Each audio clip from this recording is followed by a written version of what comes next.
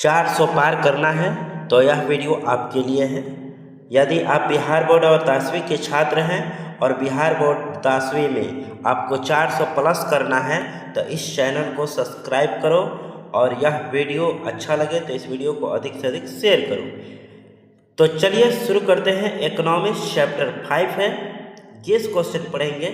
तो आइए शुरू करते हैं। पहला प्रश्न जो आपके परीक्षा के दृष्टि से काफ़ी इम्पोर्टेंट है। तो पहला प्रश्न को आइए देखा जाए। प्रश्न कहता है आउटसोर्सिंग यानी बाह्य स्रोती किसे कहते हैं। तो उत्तर लिखोगे आउटसोर्सिंग यानी बाह्य स्रोती वह प्रक्रिया है जिसमें कोई कंपनी या संगठन अपने कुछ कार्यों को स्वयं करने के बजाय किसी बाहरी व्यक्ति या कंपनी या संस्था से करवाता है। ठीक है। दूसरा शब्द में इसका परिभाषा कैसे लिखोगे, तो जब काम बाहर से करवाया जाए तो उसे ही आउटसोर्सिंग कहते हैं। अगर पूरा ही नहीं याद हो रहा है तो इस सरल शब्दों में समझ जाओ, आसान भाषा में। आइए दूसरा प्रश्न को देखते हैं। दूसरा प्रश्न क्या कहता है, सूचना प्रौद्योगिकी से जुड़े 5 सेवा क्षेत्र को बताएं। तो सूचना से जुड़े उत्तर लिखोगे सूचना प्रौद्योगिकी के 5 प्रमुख सेवा क्षेत्र है। पहला सॉफ्टवेयर विकास, web designing, data entry, customer support, network प्रबंधन। ये सब 5 गो सेवा क्षेत्र बहुत है। आपको 5 ही पूछेगा तो 5 लिखना, 2 पूछेगा तो 2 लिखना। ठीक है, जितना पूछेगा उतना लिखोगे, एनी प्रॉब्लम। चलिए वीडियो को लास्ट तक देखिएगा क्योंकि इसमें आपके परीक्षा से संबंधित महत्वपूर्ण प्रश्न इंक्लूड है। आइए देखते हैं अगला प्रश्न, सरकारी सेवा किसे कहते हैं। उत्तर लिखेंगे सरकारी सेवा वह सेवा होती है जो सरकार द्वारा जनता के हित में प्रदान की जाती है। उदाहरण के लिए शिक्षा, स्वास्थ्य जैसे स्कूल बना, हॉस्पिटल बना, पुलिस, डाक सेवा, ठीक है, परिवहन, रेल, एरोप्लेन, बस, ये सब सरकार के द्वारा शुरू की जाती है। आइए देखते हैं गैर सरकारी यानी प्राइवेट। गैर सरकारी सेवा किसे कहते हैं।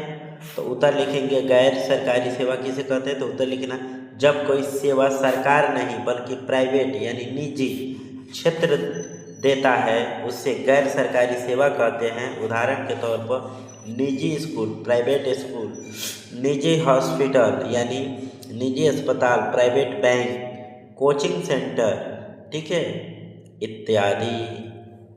आइए 5वां नंबर प्रश्न को देखा जाए।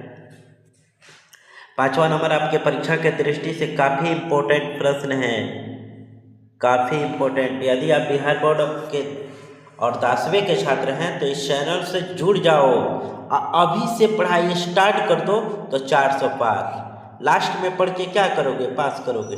अभी से इस चैनल से जुड़ जाओ और 400 पार की गारंटी इसी चैनल पर कराऊंगा। 400 पार की तैयारी। आइए देखते हैं आधारभूत संरचना किसे कहते हैं। उत्तर लिखना जो सुविधाएं लोगों के जीवन और आर्थिक गतिविधियों को चलाने में मदद करती है उसे आधारभूत संरचना कहते हैं। उदाहरण के तौर पर सड़क, बिजली, पानी, परिवहन, संचार, शिक्षा, स्वास्थ्य इत्यादि। ठीक है, उदाहरण में 1-2 को याद कर लेना है। आइए अगला प्रश्न, ये भी प्रश्न ठीक ठाक है।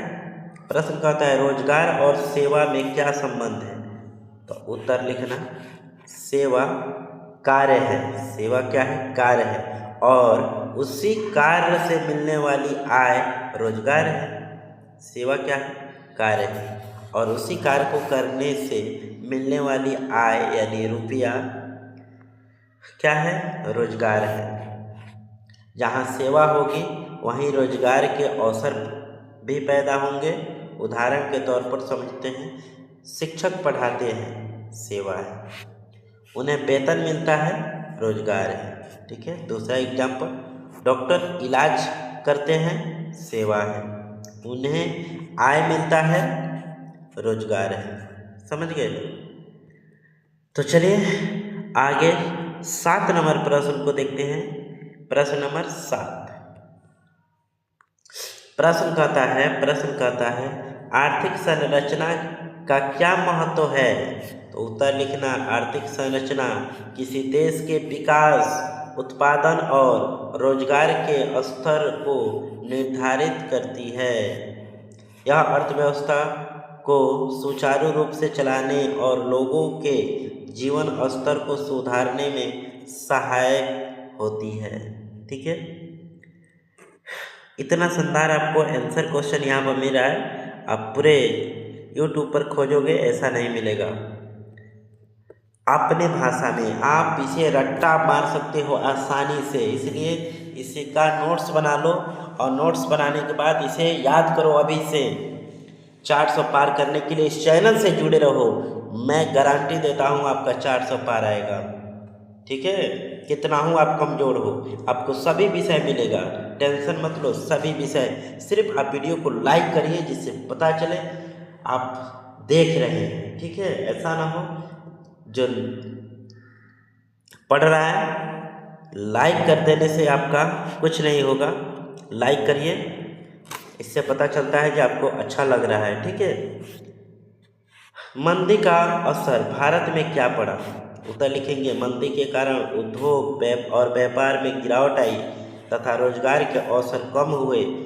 इससे लोगों की आय घटी और आर्थिक विकास की गति धीमी पड़ गई। ठीक है, आइए 9 नंबर प्रश्न देखते हैं। 9 यह चैप्टर का लास्ट प्रश्न है। वैश्वीकरण का प्रभाव सेवा क्षेत्र पर क्या पड़ा? उत्तर लिखेंगे। वैश्वीकरण के कारण सेवा क्षेत्र का तेजी से विस्तार हुआ और नए रोजगार के अवसर बढ़े। सूचना प्रौद्योगिकी, बैंक और संचार सेवाओं का विकास हुआ।